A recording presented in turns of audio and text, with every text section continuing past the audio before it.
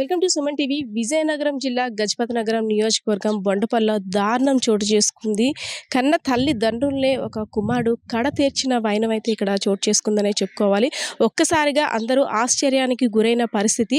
చిన్న తగాదా, దేని గురించి, ఆస్తుల గురించి కాదు, అంతస్తుల గురించి కూడా కాదు. అత్యాధునికమైన టెక్నాలజీతో ఫెర్టిలిటీ ట్రీట్మెంట్ అందిస్తోంది మెడిసి ఐవీఎఫ్. నీటి పంపు కోసం వచ్చిన తగాదా ఏకంగా 2 నిండు ప్రాణాలను పలుకుందని చెప్పుకోవచ్చు. క్షణిక ఆవేశంతో చేసిన పని వల్ల వాళ్ళ యొక్క కుమార్తె కూడా అనాథగా మిగిలిపోయిన వైనం అయితే ఇక్కడ కనిపిస్తుంది. ఒకసారి ఈరోజు జరిగిన ఇన్సిడెంట్ గురించి మాట్లాడదాం. తల్లి, అమ్మ నాన్న పేరేంటమ్మా? జయలక్ష్మి, రాము. నీ పేరా? చంద్రిక. ఏం చదువుతున్నావు? ఎక్కడ చదువుతున్నావు? 8th జడ్పీహెచ్ఎస్ బొండపల్లి స్కూల్లో చదువుతున్నాను. యాక్చువల్లీ నువ్వు వచ్చేసరికి ఇక్కడ జరిగింది ఏంటమ్మా? ఇద్దరు అలా పడిపోయి ఉన్నారు.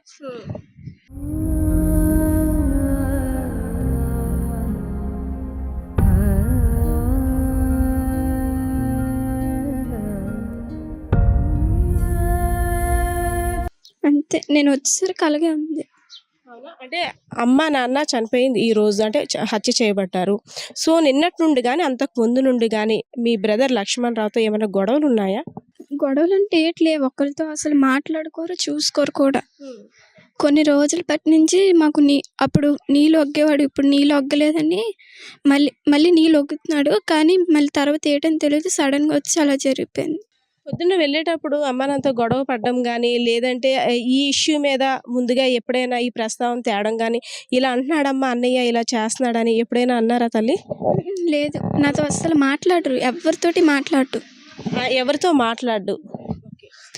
తెల్లవారు కూడా నేను స్కూల్కి వెళ్ళేటప్పుడు ఏటి అవ్వలేదు, మామూలుగానే ఉన్నాడు. ఇప్పుడు మీ బ్రదర్ లక్ష్మణ్ రావు ఎక్కడ ఉండేవాడు, ఏం చేసేవాడు? మా ఇంటి పక్కన ఒక రేకుల షెడ్ వేసుకుని అక్కడే ఉండేవాడు. ఏదైనా పని ఉంటే వెళ్ళి వండుకొని మొత్తం చేసుకునేవాడు.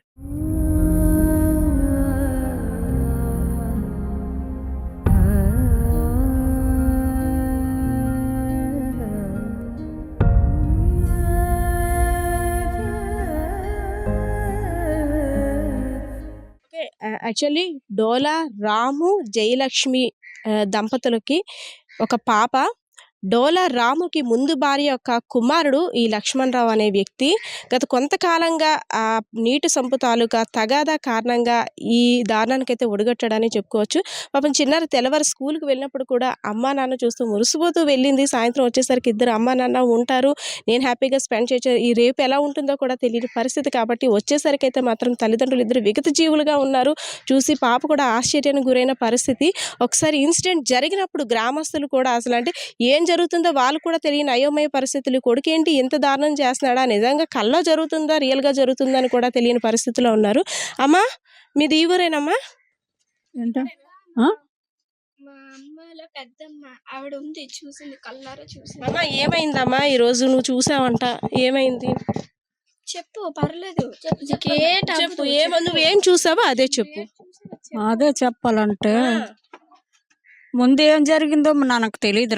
జరిగింది తెలీదు అక్కడ ఆ రోజు. అంటే ఇప్పుడు ఇందాకలా ఆ లక్ష్మణ్ రావు అనే వ్యక్తి రాము జయలక్ష్మిని చంపినప్పుడు అసలు ఏంటి, కేకలైందా, గొడవ అయిందా, ఎలా బయటకు వచ్చారు, నువ్వేం చూసావమ్మా? గొడవ అవడం మనకు తెలియదమ్మా.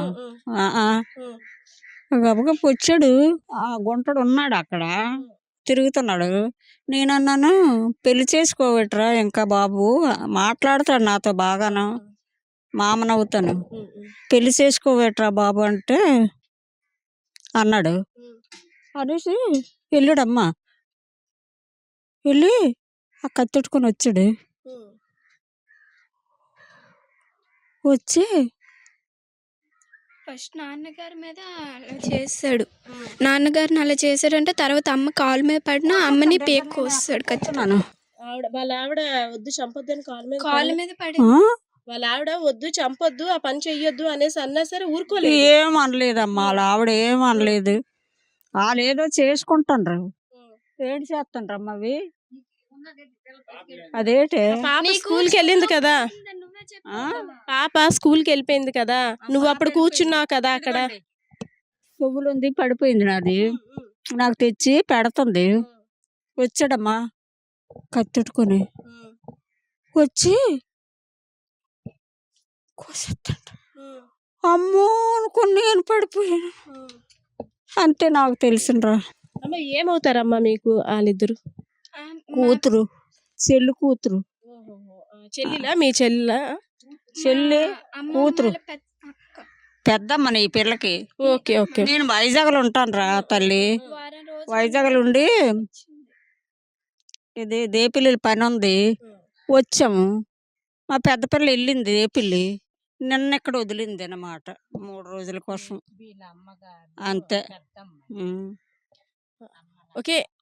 ఏదైతేనే నిజంగా ఒక క్షణికావేశం, ఆ క్షణికావేశంలో తీసుకున్న నిర్ణయం కారణంగా ఒక అమ్మాయి ఎటుకు కాకుండా అయిపోయిందనే చెప్పుకోవచ్చు. అనాథగా మిగిలిపోయింది. తల్లిదండ్రులిద్దరిని కూడా సడెన్‌గా కోల్పోయింది. ఇంటికొచ్చి చూసేసరికి ఇద్దరు విగత జీవులుగా పడున్నారు. రక్తపు మడుగుల్లో ఉన్నారు.